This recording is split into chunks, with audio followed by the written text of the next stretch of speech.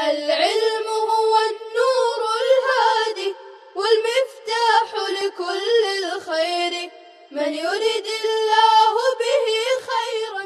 अस्सलामु अलैकुम वरहमतुल्लाहि वबरकातुहू। बिस्मिल्लाहिर्रहमानिर्रहीम। इत्नाब की किस्में। तलबे अज़ीज़, इससे पहले के मुहादरे में आपने इत्नाब, ईजाज़ और मुसावात की तारीफ़ मआ मिसाल सुना और समझा, और ईजाज़ की कितनी किस्में थीं, ईजाज़ हज़्फ़ और ईजाज़ क़िसर, दोनों की मिसाल आपके सामने आ चुकी थी। अब इत्नाब की किस्में यहाँ से बयान करेंगे। इत्नाब की किस्में यानी इत्नाब को क्यों लाया जाता है, इत्नाब कहाँ कहाँ लाया जाता है। तो देखिए, इत्नाब की बहुत सी किस्में हैं। चंद मशहूर किस्में ज़िक्र की जा रही हैं।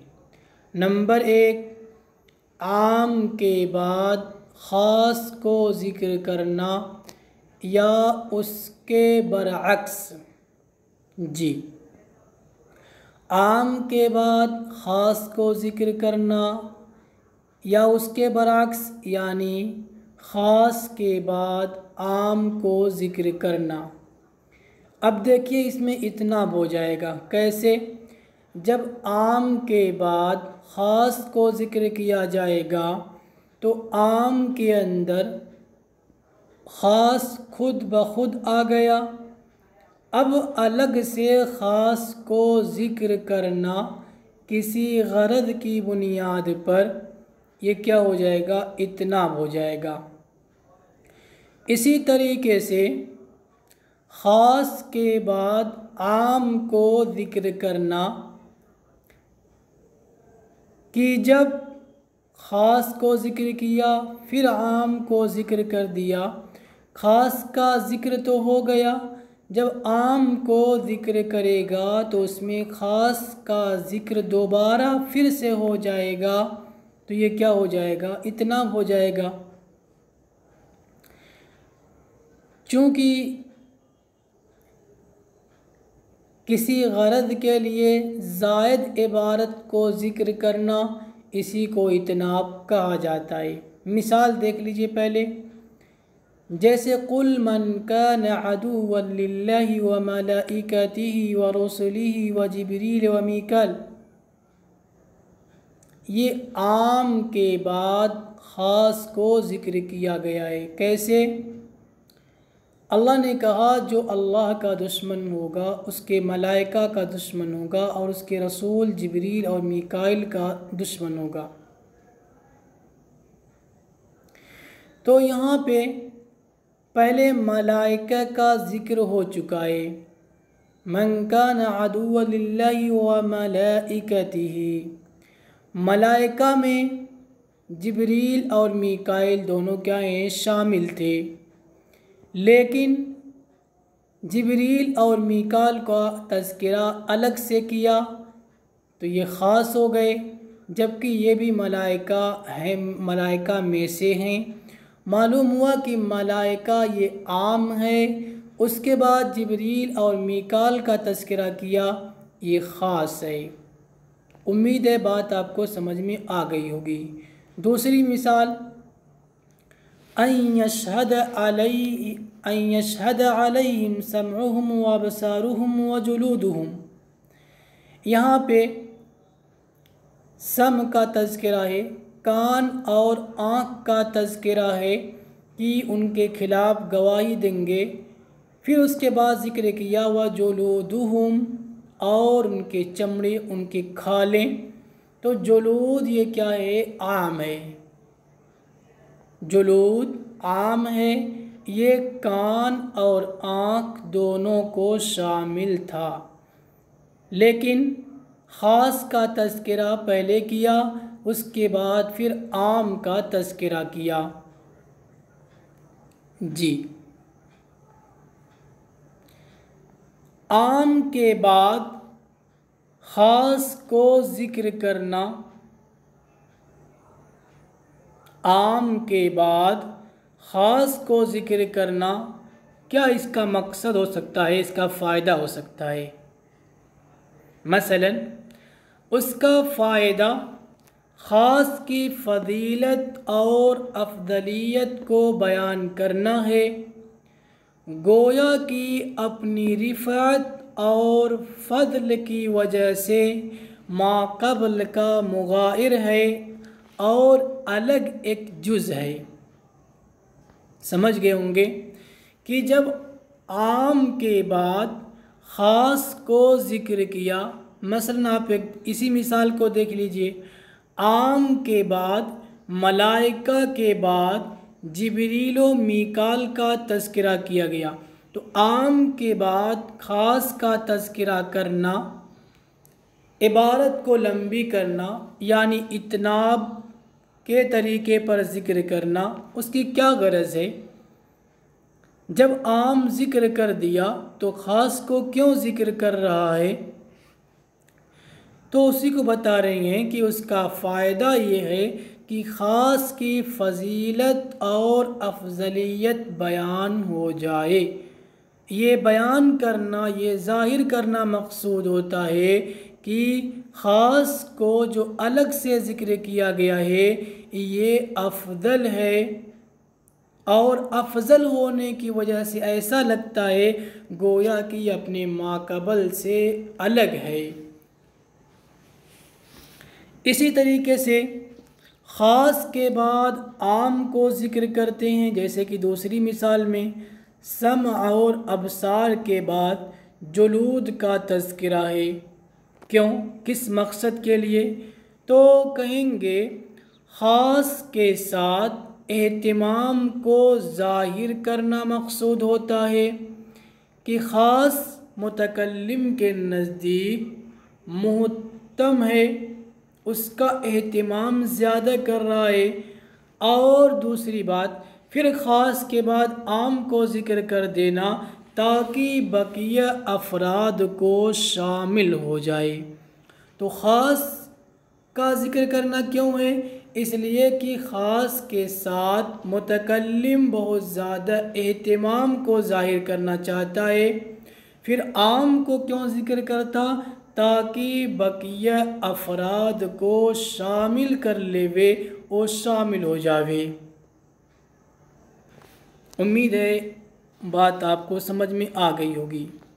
नंबर 2, इबहाम के बाद किसी अम्र को वादह करना ताकि ज़हन में जम जावे। जी, पहले मुबहम ज़िक्र करना, उसके बाद उसको वाज़ेह कर देना। मुबहम ज़िक्र किया तो उसमें उसका तज़किरा हो गया जिसको आगे अभी ज़िक्र करेगा, तो मालूम हुआ कि इतनाब हो गया। इसका क्या मकसद है? इबहाम के बाद किसी अम्र को वादे करना, इसका क्या मकसद है? यानी इबारत लंबी लाना, इतनाब के तरीके पर ज़िक्र करने का क्या मकसद है? जब इबहाम के अंदर ख़ुद ही मफ़हूम आ गया, अगरचे मुबहम है लेकिन मफ़हूम आ गया, फिर अलग से उसको वाज़ेह करने की क्या ज़रूरत है?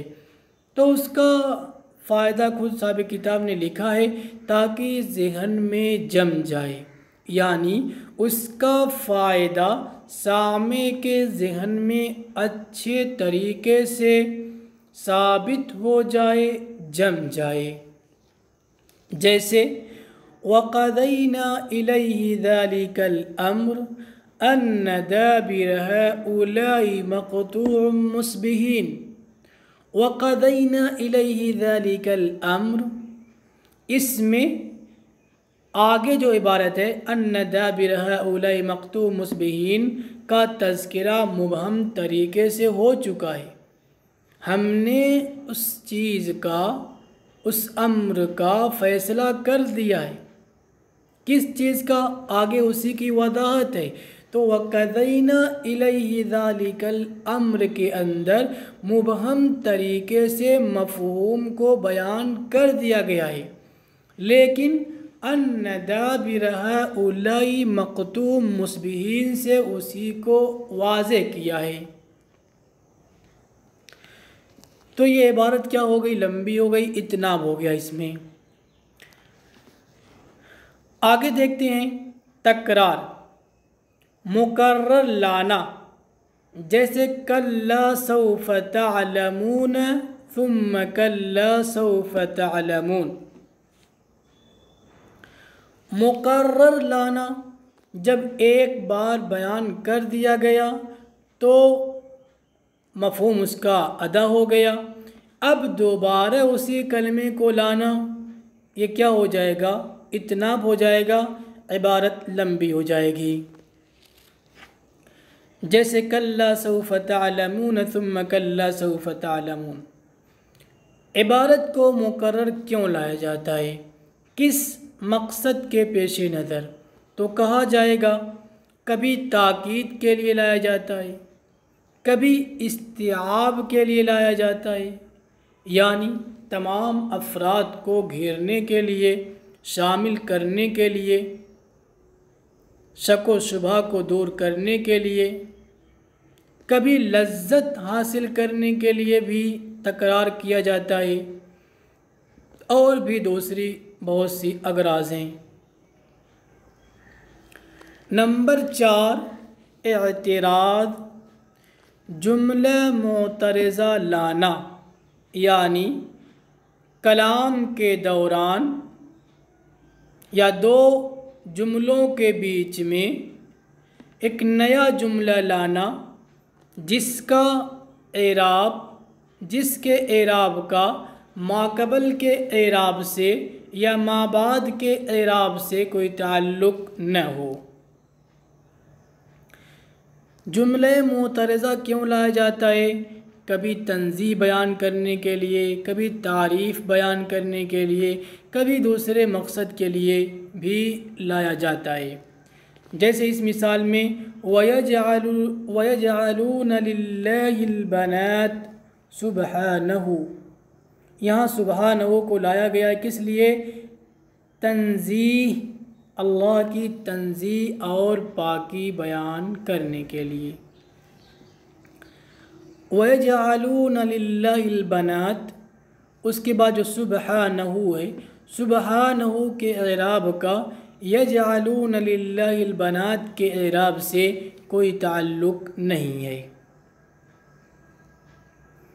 नंबर 5, तज़यील। तज़यील किसको कहते हैं? ताकीद के लिए एक जुमले के बाद दूसरे जुमले को लाना जो पहले जुमले के माना पर मुश्तमिल हो।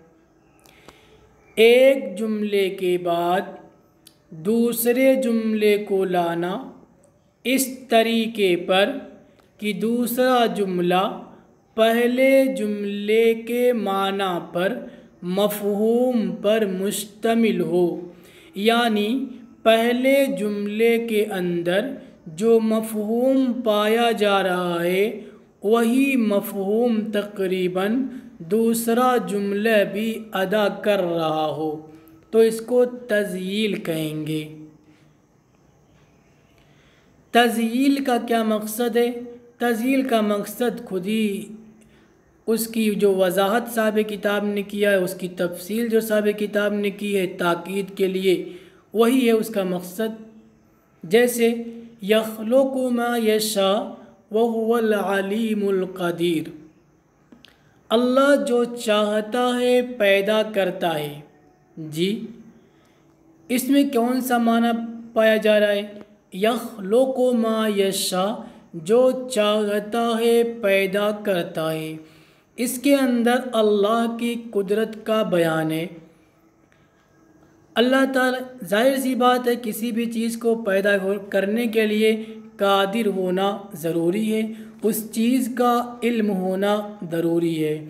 तो इसमें जो माना पाया जा रहा है, जो मफ़हूम पाया जा रहा है, वही मफ़हूम अगले जुमले का भी है, वह हुवल अलीमुल कदीर। लिहाजा कहा जाएगा कि दूसरा जुमला पहले जुमले के माना पर मुश्तमिल है, इसलिए ये तज़यील है। तज़यील क्यों लाया गया, तज़यील के ज़रिए से इतनाब क्यों किया गया, ताकीद पैदा करने के लिए। अगर ये मिसाल आपको मुश्किल लग रही हो तो दूसरी मिसाल देख लीजिए, अगर ये आसान लग रही हो तो दूसरी मुश्किल मिसाल देख लीजिए। जाअल हक़्क़ु व ज़हक़ल बातिल इन्नल बातिल कान ज़हूक़ा। देखिए, जाअल हक़्क़ु व ज़हक़ल बातिल, तो ज़हक़ल बातिल ये जुमला है। दूसरा जुमला क्या है, इन्नल बातिल कान ज़हूक़ा। दूसरा जुमला इस जुमले के माना पर मुश्तमिल है। शायद बात आपको समझ में आ गई होगी। नंबर 6, एहतिरास। एहतिरास क्या होता है, खिलाफ मक़सूद वहम को दूर करना। जैसे वयुतइमून अत्तआम अला हुब्बिही मिस्कीनन व यतीमन व असीरा। जी, खिलाफ मक़सूद वहम पैदा होता है, इसलिए कलाम को इतनाब की शक्ल में ज़िक्र किया, इबारत को बढ़ा करके ज़िक्र किया, ताकि खिलाफ मक़सूद वहम पैदा न हो, खिलाफ मक़सूद का जो वहम है वो दूर हो जाए। तो यही उसका मकसद है। जैसे वयुतइमून अत्तआम अला हुब्बिही मिस्कीनन व यतीमन व असीरा, कि वो लोग खाना खिलाते हैं उसकी महब्बत में मिस्कीनों को, यतीमों को और कैदियों को। अब देखिए, हुब्बिही की जो ज़मीर है वो लौट रही है अल्लाह की तरफ। बाद मुफस्सिरीन ने ताआम की तरफ भी लौटाई है।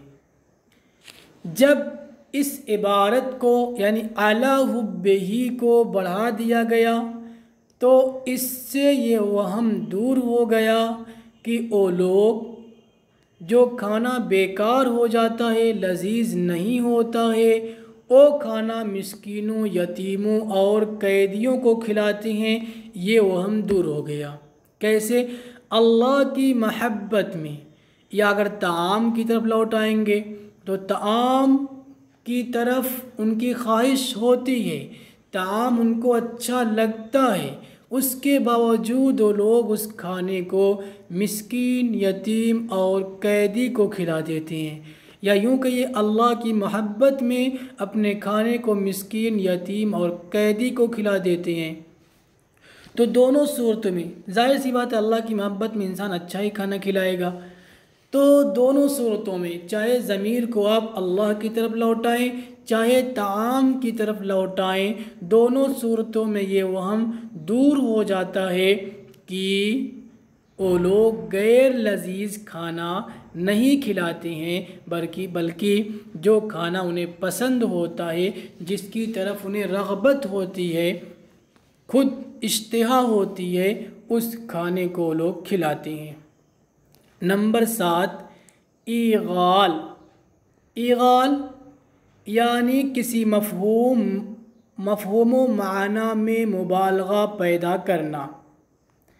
जैसे इत्तबिउ मल्ला यसअलुकुम अजरन वहुम मुहतदून, यानी इबारत को लंबी ज़िक्र करना, इतनाब के तरीके पर ज़िक्र करना ईगाल के वास्ते, यानी किसी मफ़हूम माना में मुबालगा पैदा करना। जैसे इत्तबिउ मल्ला यसअलुकुम अजरन वहुम मुहतदून, यहाँ पे अल्लाह ने फरमाया कि जो तुमसे उजरत नहीं मांगता है उसकी इत्तिबा करो, यानी तुम्हारे पास जो हिदायत लेकर आया है उसके बदले तुमसे कुछ नहीं मांगता है, तुम उनकी इत्तिबा करो, हिदायत याफ्ता हो जाओगे। उनकी इत्तिबा करो, क्यों इत्तिबा करो? इसलिए कि वो लोग तुम्हारे पास हिदायत लेकर आए हैं। तुम उनकी इत्तिबा करो ताकि तुम भी हिदायत याफ्ता हो जाओ। मालूम हुआ कि वो लोग हिदायत याफ्ता हैं, तभी तो उनकी इत्तिबा की जाएगी और उनकी इत्तिबा करने से हिदायत याफ्ता होंगे। तो इत्तबिउ मन ला यसअलुकुम अजरन से ये मफ़हूम अदा हो जा रहा है कि वो लोग पहले से हिदायत याफ्ता हैं, फिर भी वहुम मुतदून ज़िक्र करना ये क्या है? मुबालगा पैदा करने के लिए। जी, वक्त पूरा हो गया। इंशाअल्लाह अगले मुहाज़रे में अगली बहस होगी। अस्सलामु अलैकुम व रहमतुल्लाहि व बरकातुहू। السلام عليكم. لا تنسوا الإعجاب بالفيديو والاشتراك في القناة تشجيعا لنا لنستمر بنشر المزيد إن شاء الله.